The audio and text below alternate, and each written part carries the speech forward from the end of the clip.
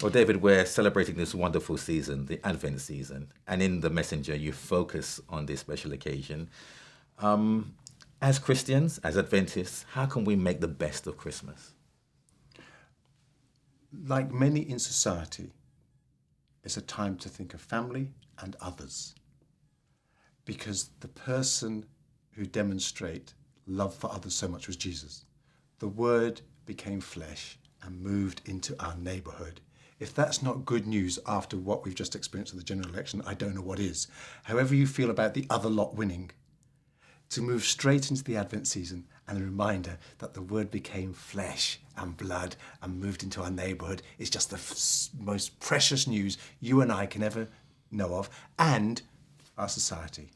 It is wonderful news for us, but for many people, the whole meaning of Christmas is really very much little to do with Jesus Christ. In fact, most people are more concerned about other things, even though there may be some good values like coming together as a family, charitable giving, but the Word becoming flesh and becoming amongst us is really something that is very minimal. So I'm asking the question again, how can we as Christians really bring back that message to the reason for the season? Well, it's up to you and me to lift up Jesus.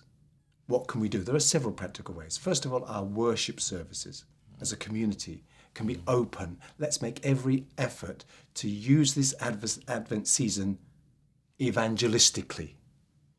Okay. Intentionally evangelistically. Okay, so how can we do that? Well, I would go into my community, send out the invitations, make the worship service really, really special. We usually do. But, it is a significant event in the Christian calendar that we remember. I'm unapologetic about that. We use it for God, for sharing the good news with others. It is an everyday conversation that is around us. Let's turn the everyday conversation into good news by whatever means. If it means running a party for elderly people, let's do it. If it means singing in an old people's home, let's do it. If it means running a youth club, we don't usually use for the youth in our community, let's do it. Let's make a difference. So it's about planning intentionally. Yes. Obviously, we're in that season right now, but it's still not too late for to do something. Some of the things that you mentioned may involve a lot of planning and so forth. But on a one-to-one basis, how do you think we can share this wonderful meaning of Christmas? Little acts of kindness. Just show a bit more grace than you usually do. When you're feeling grumpy and cantankerous with your nearest and dearest, or with your fellow church member, or whoever you come into contact with, just show grace. Just give someone the benefit of the doubt. Bring a little cheer to the day. Phone Aunt Mildred, who you haven't talked to for 6 months, and just say, how are you doing? It's a time for coming together, because that is what Jesus does. He brings people together. If the Word really did become flesh and blood and move into our community, then he affects our lives for good.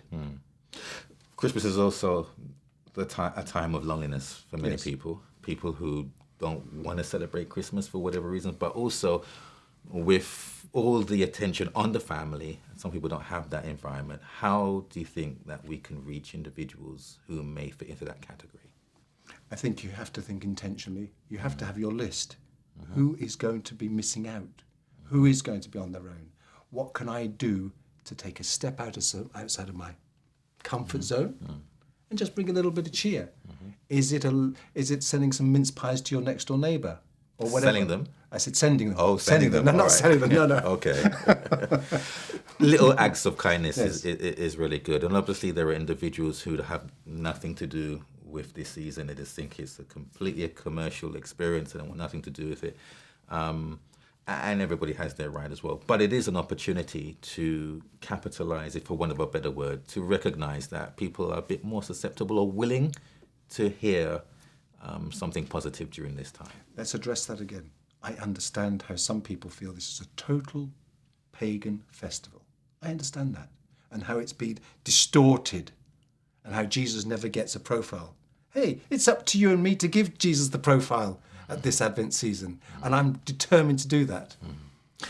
Lastly, we also have an opportunity where we can do acts of kindness. You mentioned acts of kindness, and there are various churches around that are opening their churches and providing food and so forth for those who don't have. This is something that we can do not just for this particular season. It may be a launch pad for something to carry out for the new year as well. This is the motivation of the Christian. I'm sorry to keep sharing this text again. I love it. The Word became flesh and blood and moved into our neighborhood. So This is your world and my world. yeah, If Christ has entered our world, I want to live for him all year round. I want to share him all year round. I want to make a difference for him in my neighbourhood, in Balham, in Crieff, in Lowestoft, in Dublin, in Grantham, in Watford, all year round. And you know, if I actually want to do something meaningful during the Advent season, really effective in my community, I actually need to start planning it in January. food for thought, excellent food for thought, and I think that's a wonderful way to end this. Yes, get involved in our community. Let it not just be for this season, but for the entire year. But we can use this as a launch pad to do something great for the new year. And as we end the year, Richard, thanks for having the opportunity to work Been with you. fantastic, yeah. And to messenger readers for reading what we share and what we live. It's been good to amplify in a video way what's been done in a written way. A privilege to Well serve. done. Brilliant. Thank you.